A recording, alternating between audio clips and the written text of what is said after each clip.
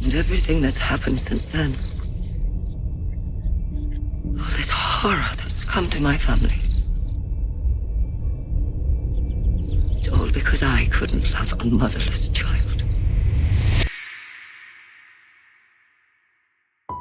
Everyone watches that scene and hears a woman apologizing for Jon Snow. She isn't. Jon Snow is not the subject of this confession. He's the evidence. Guilt is the only crime where you get to be the judge, the jury, and the accused. Catelyn Stark spent 17 years failing to love one boy, and by the time she said it out loud, she had convinced herself that failure crippled her son, executed her husband, and set the North on fire. I'm going to prove she was wrong about the reason, and right about something far worse. Start with who is actually in the room. Jon isn't. And here's the detail almost nobody clocks. The episode cuts straight from this confession to Jon himself, freezing beyond the wall with Mance Rayder's army. 2 people in the same North. 1 conversation. He will never know it happened. She isn't confessing to him. She's confessing about him. And look at what her hands are doing while she talks. She's weaving a prayer wheel. Talisa offers to help, and Catelyn shuts her down instantly. I'm sorry, I shouldn't. You can't help, because a mother makes one for her children to protect them. So here's a woman making a charm that only a mother can make, while confessing that she failed to be one. The scene has already told you everything before she says a word about Jon. She isn't asking for forgiveness. She's back at the altar, trying to place a new order with a supplier who stopped delivering. Now take her big line again. It's all because I couldn't love a motherless child. Most people hear grief. A mother breaking down after losing her father, her husband, and 2 boys she believes are dead. But that's not what's happening. That is a woman assigning herself authorship of a war.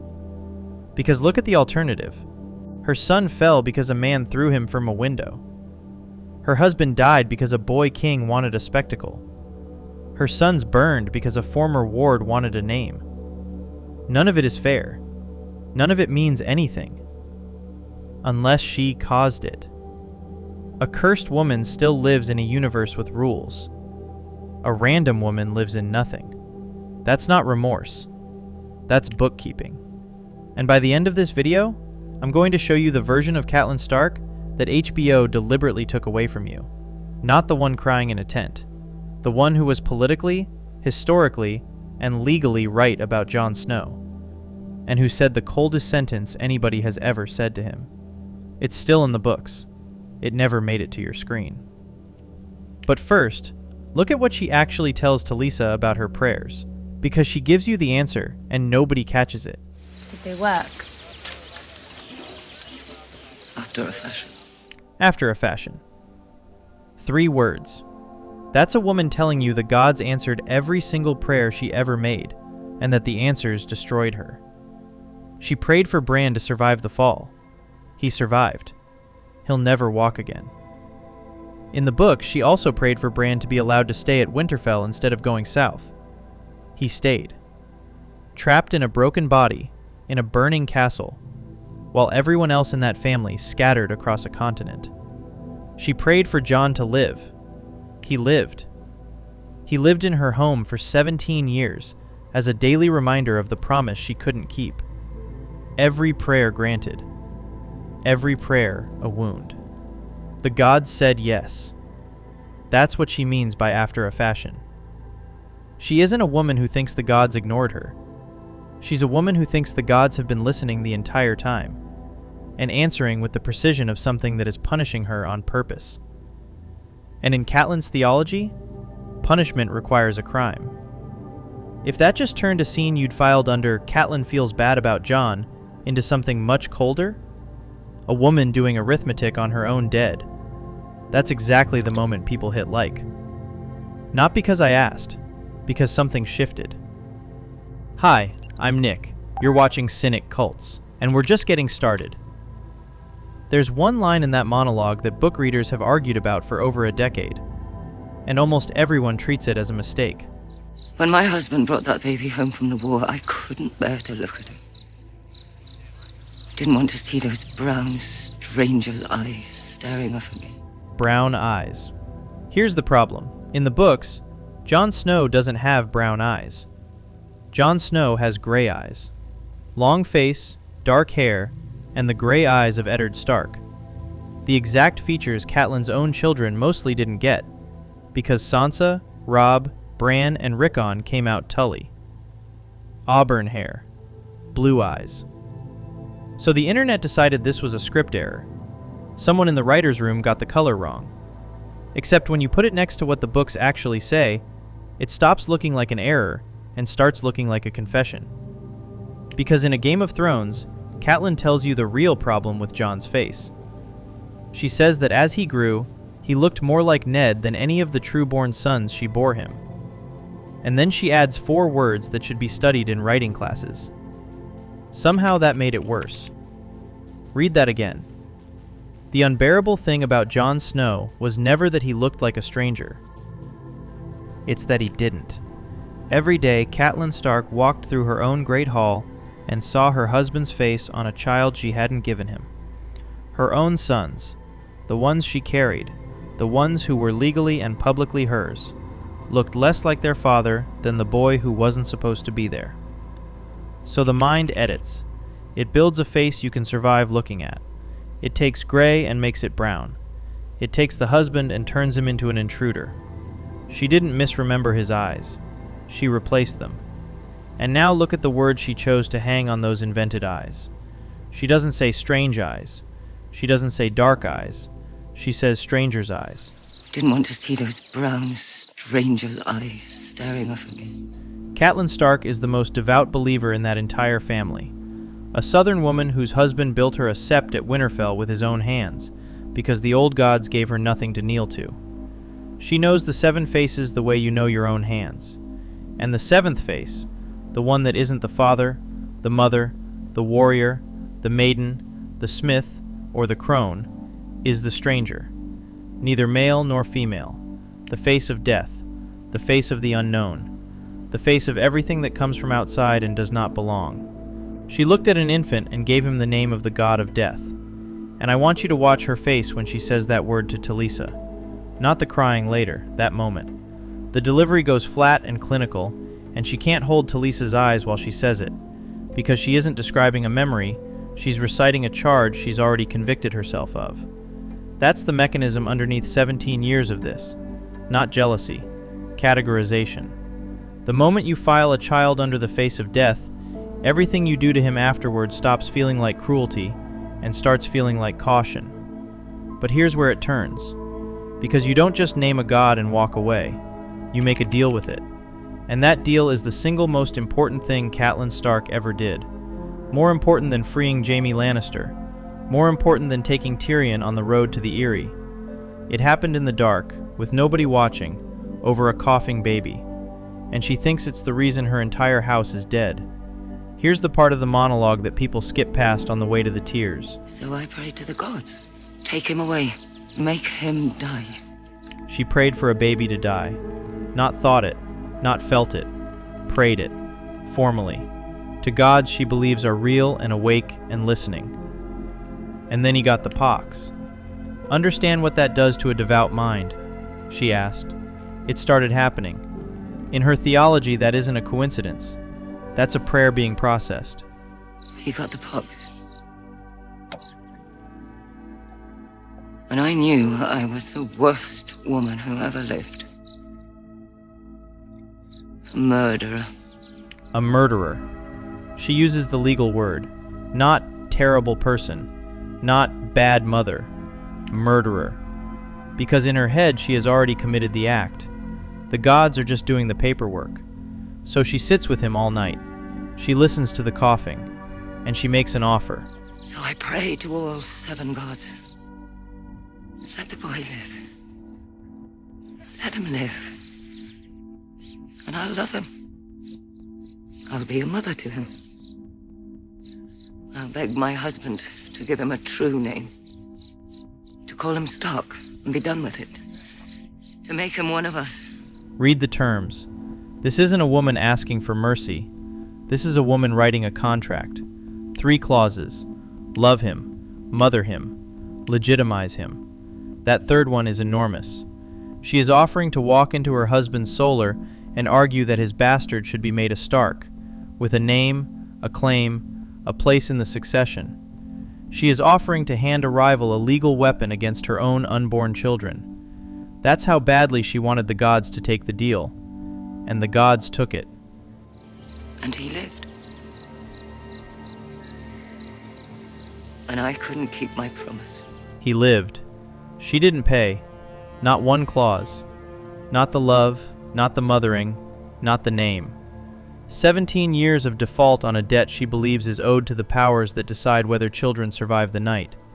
So when she says all this horror came because she couldn't love a motherless child, she isn't being poetic. She isn't spiraling. She is stating what she believes is a straightforward causal chain. She took delivery. She refused payment. And the collectors came for her family instead. Now here's the thing about this entire monologue that changes how you watch the rest of the show. It isn't in the books. Not a line of it.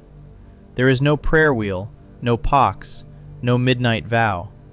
This scene was written for television by Vanessa Taylor, her first solo script on the series, and dropped into Season 3, Episode 2, 7 episodes before the Red Wedding. Think about what that does structurally. They didn't add a scene where Catelyn feels bad. They added a scene where a debt is formally established, and then, 7 episodes later, they collect it. The Red Wedding stops being a political ambush by a bitter old man over a broken marriage promise. It becomes the second half of a sentence that started with a coughing baby in Winterfell. The show turned the Red Wedding into an invoice.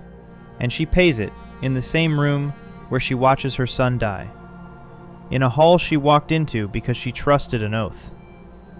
A woman who broke a vow, killed at a wedding, by a man avenging a broken vow.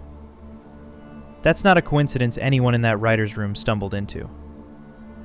Which means her last act on screen, a blade at Walder Frey's wife, a life offered for her sons, is that same woman making one final trade. And this time, nobody answers at all. There's a button under this video called Hype. YouTube hands you 3 of them a week, and most people never spend a single one. Catelyn Stark sat in the dark for one night and offered everything she had, on the chance that something on the other side was listening. This channel operates on roughly the same terms. No budget, no studio, no big house behind it. Just the argument. If this is a reading of her you won't find anywhere else on this platform, take one of your 3 and weave it into this one, the way she wove that circle in the dark. That's how a small channel gets past the big gates. Everything we've just built is the television Catelyn. Haunted, remorseful, breaking. The books never gave you that woman. And unless you've read A Game of Thrones, you have never heard the coldest sentence Catelyn Stark ever said. It isn't in the monologue. It's in a sick room in Episode 2. A scene HBO kept and then quietly performed surgery on. Season 1, Episode 2. Jon comes to say goodbye to his comatose brother before he leaves for the Wall forever. I came to say goodbye to Bran. You've said it. He talks to Bran anyway. Tells him about the Wall, about walking beyond it together one day. And she ends it. I want you to leave. Brutal scene. Everyone remembers it. Now here's the same scene in A Game of Thrones. And this is where it stops being brutal and becomes something else.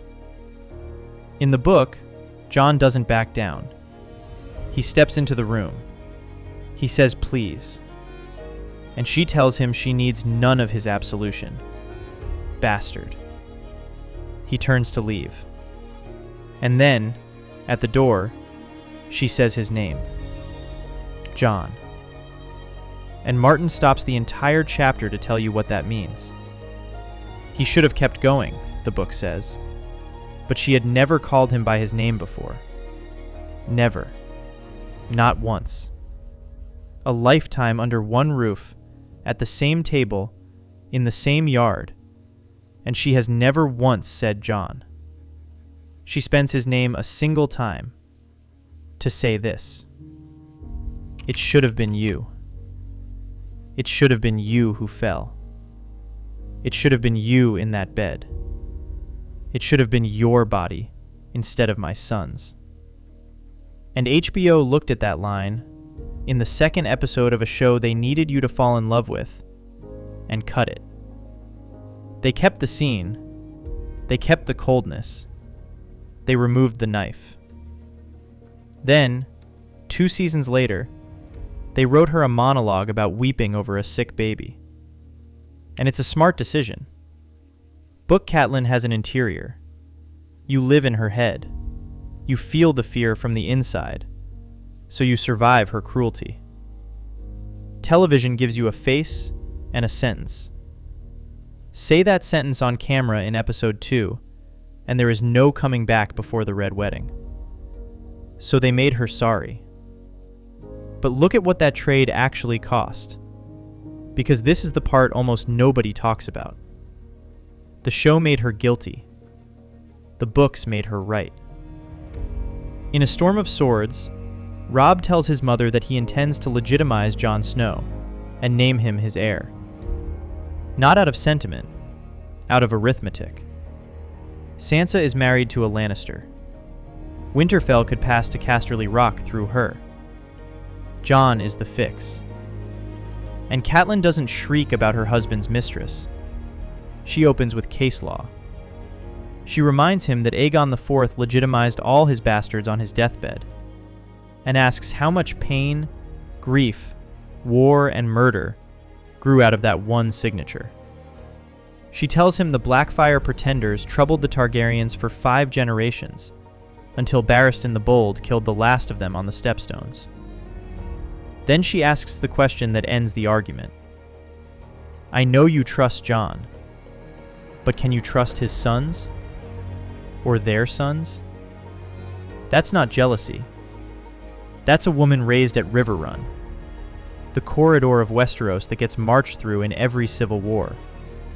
Educated on exactly what a legitimized bastard line does to a kingdom.